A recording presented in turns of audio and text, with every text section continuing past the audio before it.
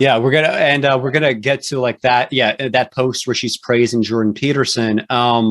But I mean, this is the first thing that I found. Right, this is a different post. So Athena Walker, why don't you like introduce who she is? As I said, about 2.5 years ago, let me just get my little cat here so she doesn't do any. About 2.5 years ago, and this is Kabiria Schneider, my baby girl. About we can't see her. Oh, 2.5 years. Here's my girl. Hey, here's Kabiria. About 2.5 years ago, when I first got on Quora, I started finding out that there were a number of people who claimed to be sociopaths or narcissists or psychopaths. Jessica years ago followed this guy who was a narcissist. I forget what his name was. He was but anyway, the most successful of them online, or at least on the Quora site, is this woman who calls herself Athena Walker. It's an alias. She says it's an alias. As I said to you, I'm not certain if she's really a woman, because having read probably a couple of hundred of her posts over the last couple of years, there have been a few chinks in the armor that, is this really a woman? I don't know, but it doesn't really matter whether it's a woman or not. It's not like I picked her as as opposing force to the Eva Glassford. But there are a lot of things that she gives such blatant disinformation, and she also has her own Substack.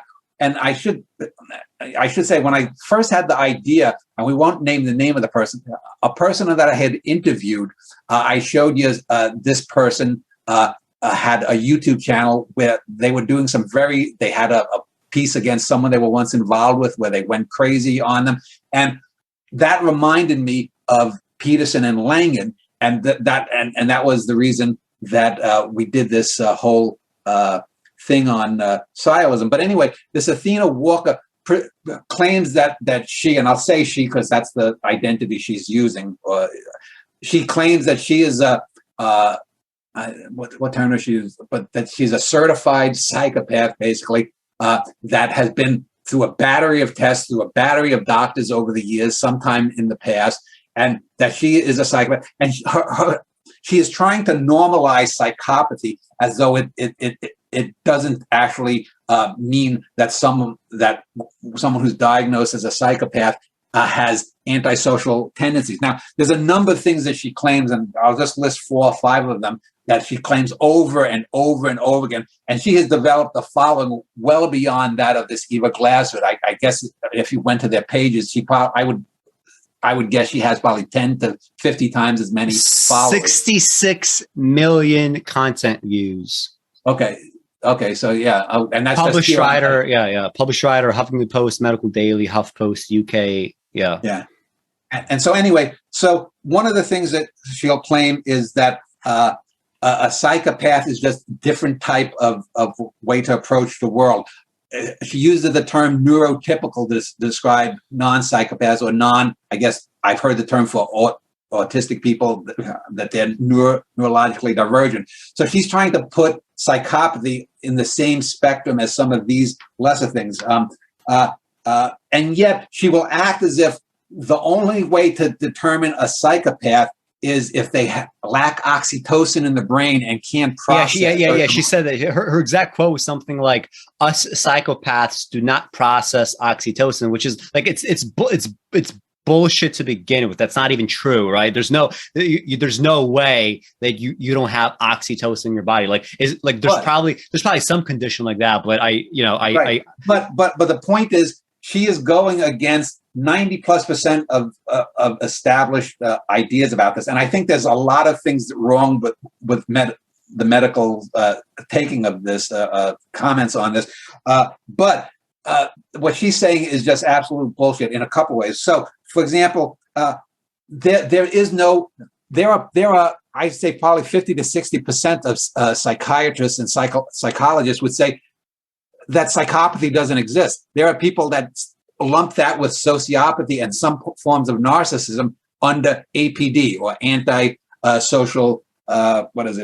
Antisocial personality disorder. APD rather than MPD, multiple personality disorder.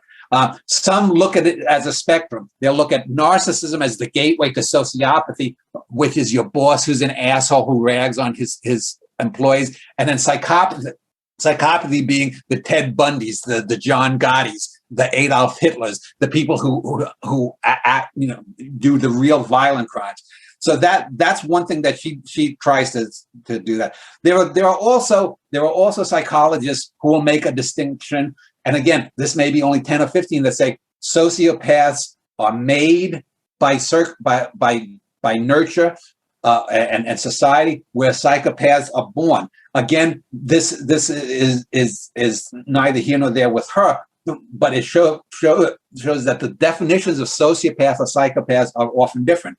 She also says, and then also there are, I said, people who the psychologists who believe in APD say that wipes out the former definitions. They lump sociopaths and psychopaths and some narcissists in with those personality traits. Psychos also that psychos don't have emotions the way normal people do. That they don't feel things. This is blatantly untrue, and I've been on enough Hitler versus Stalin threads on Quora and elsewhere to say that both Hitler and Stalin were classic psychopaths. The only difference between them was Hitler in his last years, whether he was being poisoned or not, definitely had a psychotic break that Stalin didn't.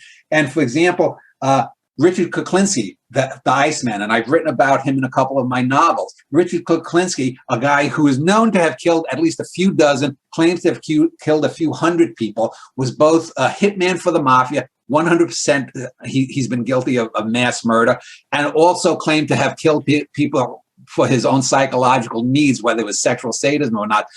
Kuklinski was someone who loved his wife greatly. One of the mistakes that people make when they talk about psychopathy is that this person didn't feel any emotion in any area. Hitler famously loved his dog. That didn't make him less of a psychopath. This is something that is absolutely 100% wrong, is that a psychopath is someone who can turn off their emotions to commit a violent act and then turn them back on, and can go home to their wife and pretend like, oh, I just killed 2 people for my mob boss, but I didn't. And then go back and take his kid to ballet lessons. And then also another way that psychologists define psychopaths, and I should say at this point, that I once worked as a file clerk in a court, and one of the things that I had to do was destroy documents that were over 7 years old for children who once they got to 21, once they hit 28, you're supposed to destroy all the documents. And I even wrote a poem called Faith about a girl who was sent to the grinder of the 1970s Minneapolis judicial system for stealing a Target sweater, who then became a drug addict and ended up committing suicide. But I bring that up to say, I have seen hundreds of documents and case studies, because I had to read them. I couldn't just rip things up. There were certain things that I could destroy and other things that had to go to the records for someone if they committed crimes as an adult. And I can tell you, reading all that stuff about psychopaths only reinforced my own streetwise knowledge that a psychopath is someone who is committing violent acts, whether they are criminal or not. A psychopath isn't just a way of looking on life, as this Athena walk would have you believe. When you are diagnosed as a psychopath, it is because you have been ordered by a court, ordered by a judge to go to a forensic psychologist. And there is a big difference. Is that always the case? So, I mean, like, based on what I was able to find, first of all, what do you mean by, what do we mean by, is there such a thing as a diagnosed psychopath, or is the diagnosis like antisocial personality disorder? Is that what it is? Because I think now, like the diagnosis would be APD, right? More than likely, 90%. I think the trend, whether it's right or wrong, I can't say, but I think the trend in the psychological field is that sociopathy and psychopathy are similar, if not the same thing. And they use it's basically, calling an orange, a tangerine in some ways. And what's the difference between a tangerine and an orange? But But in terms of, I think there are differences, though. Right? In terms of legally speaking, though, in order to be a diagnosed psychopath, you first have to be sent to a forensic psychologist who is different than a psychologist. If you and your wife were having issues, there's a difference, because they have, like I said, they have a whole body of years of studying this particularly, and that forensic psychologist, his report is going to have a lot more weight going to a judge than just someone who's hired by someone in but before we even get to, like, you know, a judge, like, I mean, why does it have to even get there, right? Let's say that you are, you know, let's say that you're just, like, I don't want to, like, do the, you know, cliched stereotyping of, like, what a psychopath would be like, but let's just say that you're someone who feels right away that, hey, I am able to turn off my emotions. If I ever feel like I want to hurt someone, I could turn off my emotions and I could hurt that person. I could kill someone and not feel guilty at all, right? And if you feel that within yourself, right, there's a difference between acting on those things versus understanding them and sort of trying to find, you know, maybe like some way out, because maybe it scares you in some way. Maybe you just feel like, you know what, like, if I continue feeling this way, I could potentially end up in a situation where I do harm someone and I end up, like, being sent to prison. So let me try to avoid that. Let me get ahead of this. Let me go to a more typical psychiatrist. Let me explain the situation.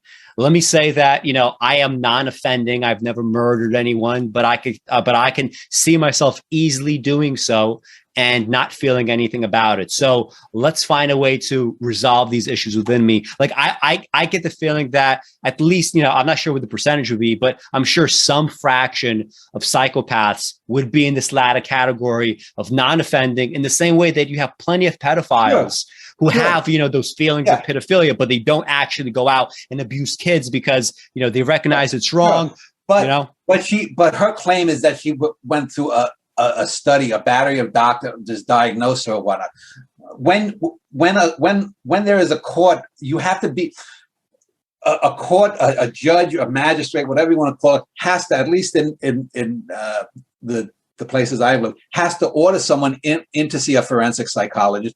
And when they're going to do studies of them like that, it has to be managed by a forensic psychologist. Otherwise, you could have people like these true crime writers just calling anyone a psycho. But one further point I wanted to make too is, one of the things that this Athena Walker person says that is 100% wrong and is against every psychologist. I said how fractured the opinions about psychology are. She states on multiple threads that you cannot tell a psychopath before the age of 15 and sometimes 25 because the human brain isn't fully developed. That is 180 degrees against everything that psychology knows now, because when you have these juvenile offenders and they have been clinically diagnosed as a psychopath by a forensic psychologist, and again, I'd seen many of these. There is a long history, you know. You need to have an incident. Yeah, you need to have an incident present from your, like, adolescence or something. Like, there's, like, some specific requirement like that. And I can tell you, I mentioned this girl who was driven to commit suicide. You could see Johnny so and so at 6 had an incident where he was torturing his dog. At 7, he was setting fires to mailboxes. At 8. You have a whole the idea that you cannot tell a psychopath from before the age of 15 is against all of what current psychological. You have this long history. That's one of the things that defines a psychopath. It's the actions, not the supposed processing of oxytocin, that defines a psychopath. Well, again, do you mean, okay, so again, like, but you could theoretically have a non-offending psychopath, right? Oh, sure. You know, so what do you mean by defines by actions? Like what? Like, if you're non-offending, well, for example, not have actions, right? You have a bad boss. You have a bad boss, and he's making life hell for all the employees. And you know, maybe he's a narcissist, maybe he's this whatnot. Now he may be a psychopath, but you're generally going to call that person a sociopath. This is where it gets on the spectrum, that a sociopath is someone who's malign and makes people's lives misery. Well, the psychopath, if you take the spectrum model, which may or may not be so, maybe the APD model is so, but if you go on that spectrum model of narcissist, sociopath, psychopath, with the psychopath being the worst, you're gonna get more and more violent things, because you're gonna have someone who may be a rapist, a serial rapist. You may be someone who has spent 7 times in jail before they're age 30 for some violent crime, for assault, for battery, if not up to murder, multiple murder, serial murder, murder for contract, murder for hire. So her whole thing is trying to bring legal precedent, but she basically wants to throw out everything known about the legal definitions of psychopathy, everything known about the psychological definition about psychopathy and APD, into her own little definition that she's made up willy-nilly about psychopathy being just simple oxytocin non-processing, as if that's going to explain everything about it. Legally speaking, someone who is just maybe a miserable person at home, even maybe abusing a wife, is not going to be considered a psychopath in any legal sense, because there are legal things in each, and they probably do differ in jurisdictions and states, but there's going to be a long list that's going to go, and someone isn't going to be necessarily sent to but to a forensic psychologist just because they committed some crime. So the point is, her whole style, unlike Eva Glasswood, who's making some mistakes, but I think is trying to enlighten people. This Athena Walker, it's a vortex. It's all around her, and the very fact that you and I are talking about this, she supposedly appeared on some British radio program and a number of other programs where she's doing this. So she makes money on this Substack Reddit on here.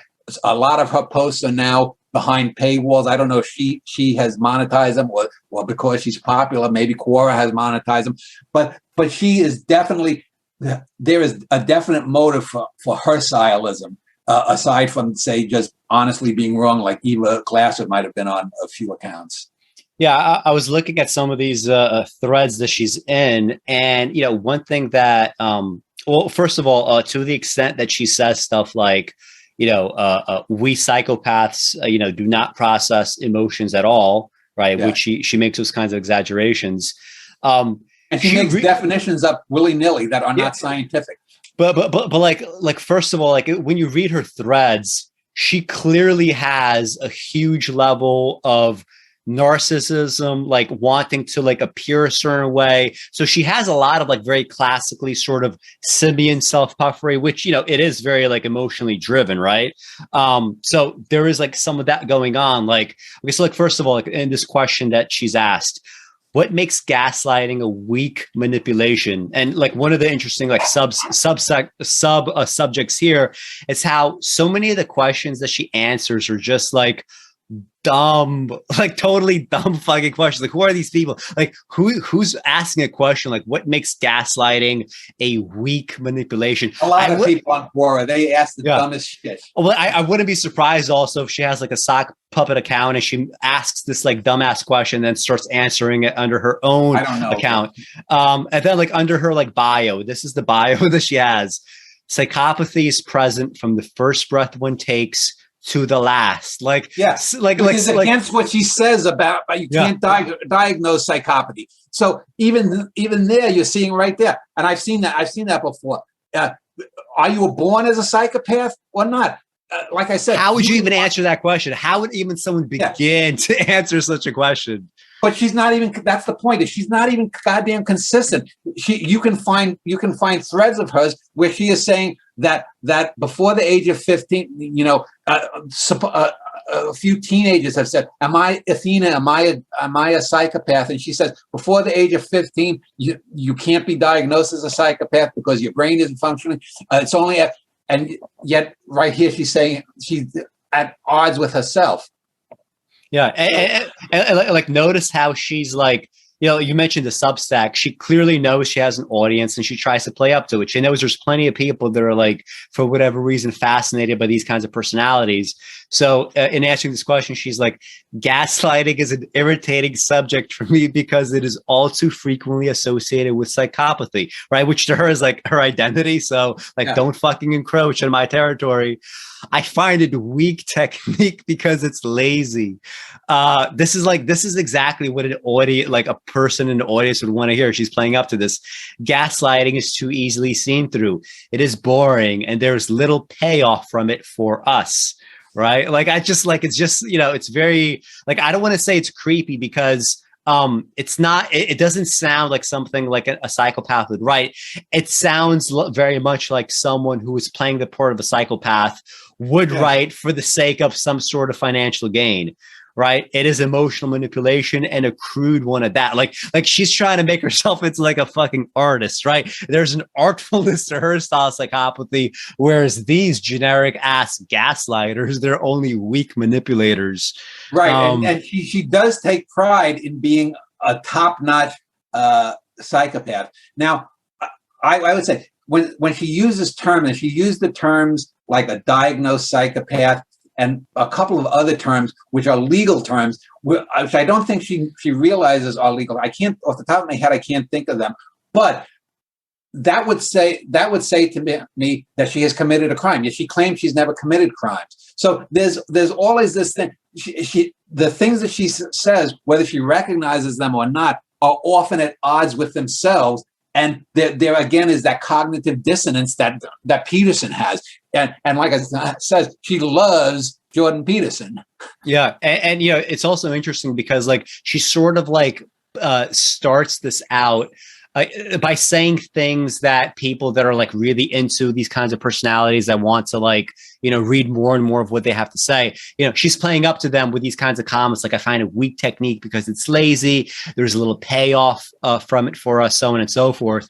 But then she does this like 180, right? Where she starts with this kind of like, you know, almost this kind of like set of threatening gestures. Like, I'm going to play a cat and mouse games with these people and they won't know what hit them. But then she does this 180 where she wants people to sort of like not, you know, completely keep her at arm's length. Like, they want her to get, you know, like she wants them to give her money and so on and so forth. So she says stuff like, you know, excellent manipulation, by contrast, means that not only is the person intact and unaware that they have been manipulated, but they are happy to have met and created whatever relationship they have with me. They're not isolated, broken, fractured from reality. They don't need years of recovery. So now she's basically saying essentially that she's doing a favor for all these people that she gets to know and that she manipulates, not for any like, you know, bad reasons, but, you know, kind of like a little bit for their own good. You know, you could very much see how she's building up, you know, a kind of a character here. She's basically saying, I'm a better type of psychopath. I can manipulate better. Yeah. But yet this whole post is a form of gaslighting because she clearly here demonstrates that there isn't. I mean, this isn't psychopathy as what we might say is this is more sociopathic if we go up, take the spectrum model that I mentioned. But there's so many things that are wrong with. There's one post, even, I don't know if you saw it because I didn't send it to you, where she invites her boyfriend on to tell about what it's like being the boyfriend of a psychopath.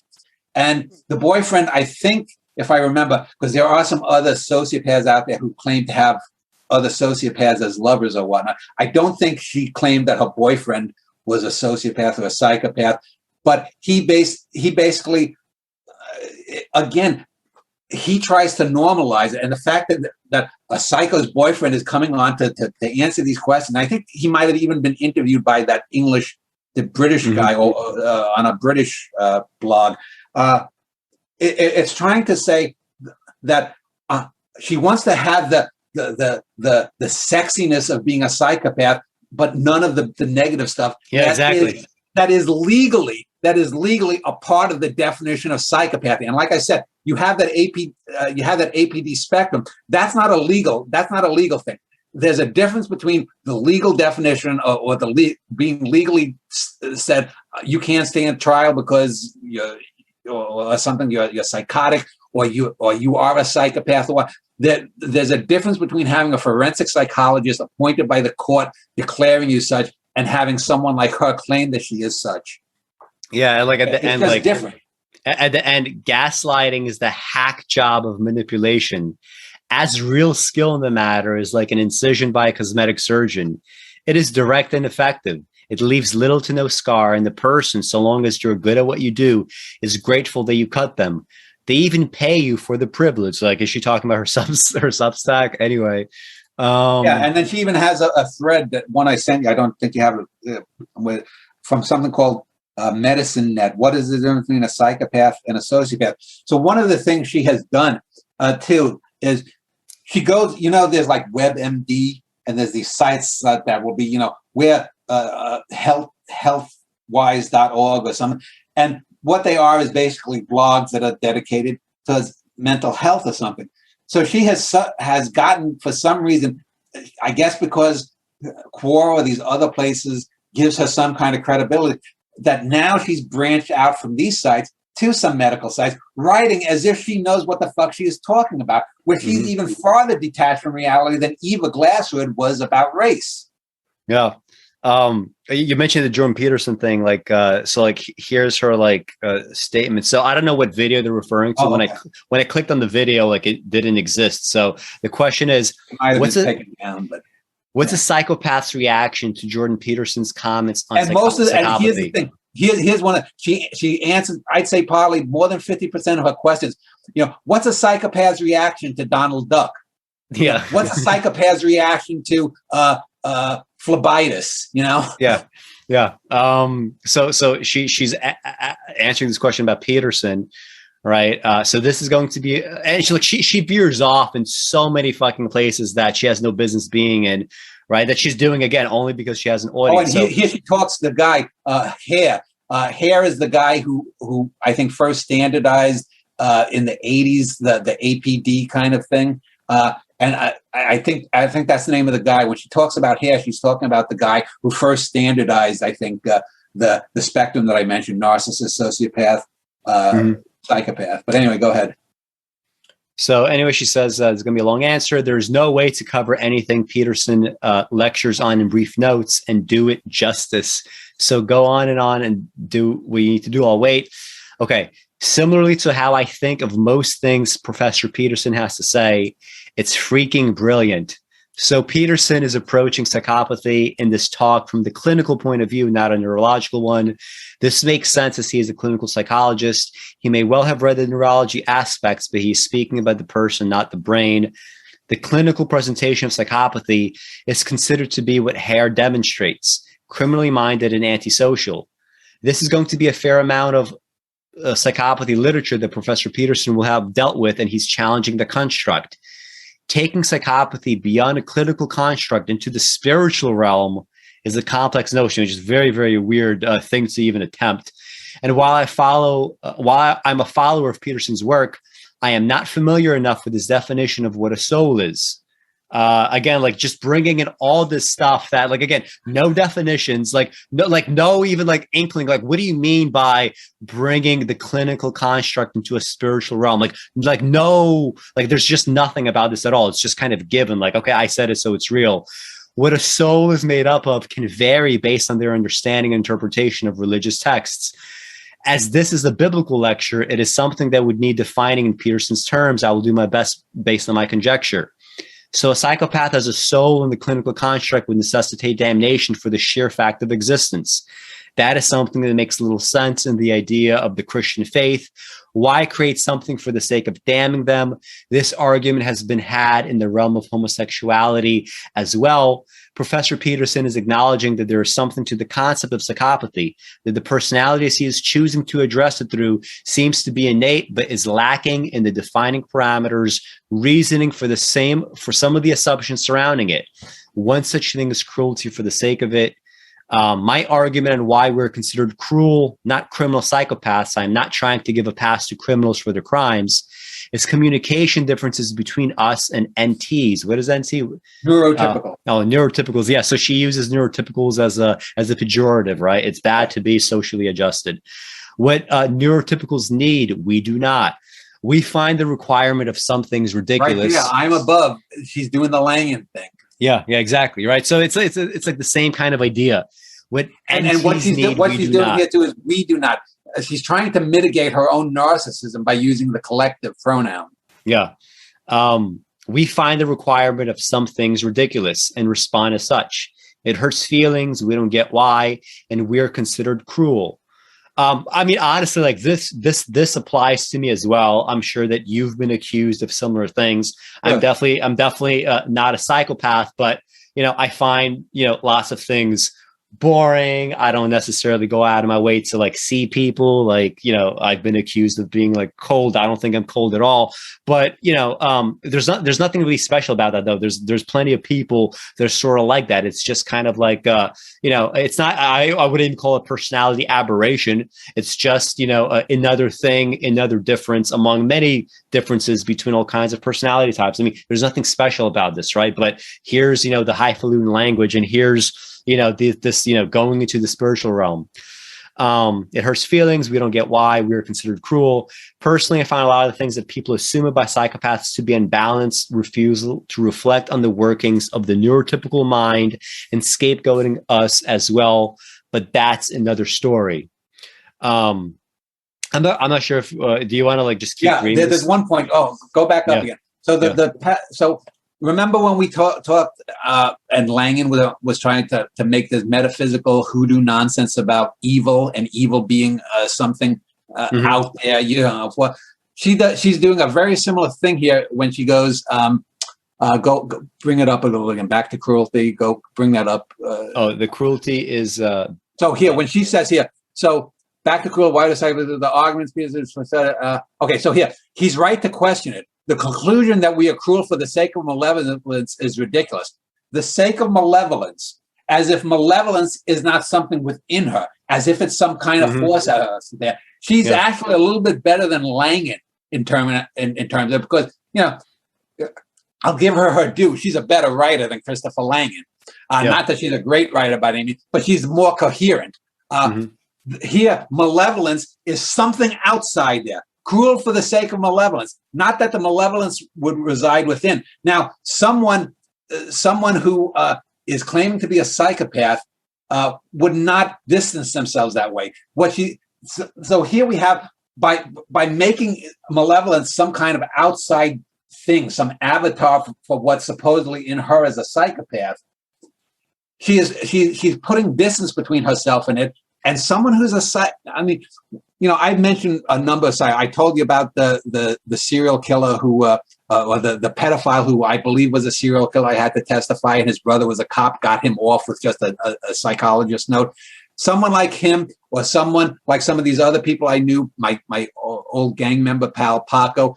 These are people who would embrace that. If you're really, you're not outdistant. This is one of the things that really gives away the game, that she doesn't know what a fucking psychopath is, and likely has never met a psychopath, a true psychopath, because a true psychopath is going to own that. I think of that was I think it was maybe Godfather 3 where Al Pacino as Michael Corleone is going, when they pull me back in.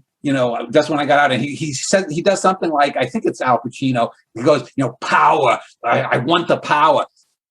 Michael Corleone is a great example of an on-screen psychopath, because he's someone who's very calm and collected, yet he also feels and loves. And what she's trying to do by distancing herself, she's again with like what she writes on the top of her post about being born by psychopathy is here from day one, is she doesn't even realize that when she's writing this, she's making that distance. So I don't even think now, like I said, she's a better writer than Langan, but there's a part of her that doesn't even know how to have a coherent view of herself here, because she's letting these little things slip in her own fucking writing. Yeah.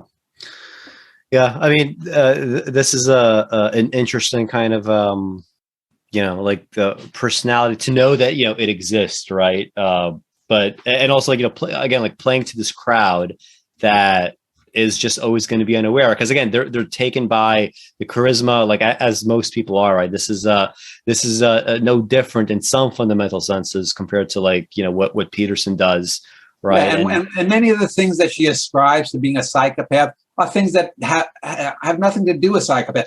A few of the people and she has probably about a half a dozen to a dozen people who are critics, her main adversaries that she gets into arguments with. I don't remember their name, but most of them say that she's either just autistic and preening, and they do analyses of her. They'll have things on core. Why is Athena Walker really a psychopath, or is she or whatever it might be? And you'll have her detractors going on doing these long analyses that are kind of funny themselves and are probably just as clueless as she is.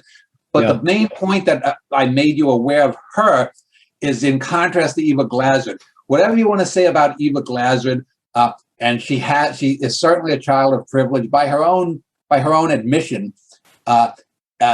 This Walker, whether it's a woman, whether or not is in a sense irrelevant, is definitely out there, and she's a malign narcissist, and she's trying to, like Peterson, she's trying to create narratives around herself and around things that she claims are somehow different, but really aren't different. Her definition of psychopath, there's probably less than 1% of, I would say 1 or 2% of psychologists that would agree with that. Most of them agree with that APD scale. And I think Hare is the doctor that she goes on and on about who created that scale. Mm-hmm. There are the legal definitions, as I said, and a number of other ones. So there's something wrong with that woman, but it's more than likely not psychopathy because she doesn't even know the fundamentals about how someone could get legally classed as a psychopath if they were doing that. And like I said, you're only you can't go to a forensic psychologist unless you're court ordered. If you and your wife were going to split up and say, "Boy, Alex," and she said, "Alex, you're really mean to me, and we need to see someone who's a specialist in that." You can't go to a forensic psychologist because they specialize in criminal cases. That's the very nature of that. And psychopathy, whether she likes it or not, is something that is a term that came out of the legal system. It's not a legal term in the sense that you can be branded legally a psychopath, but it came as a need for the courts to put definitions to different types of crimes.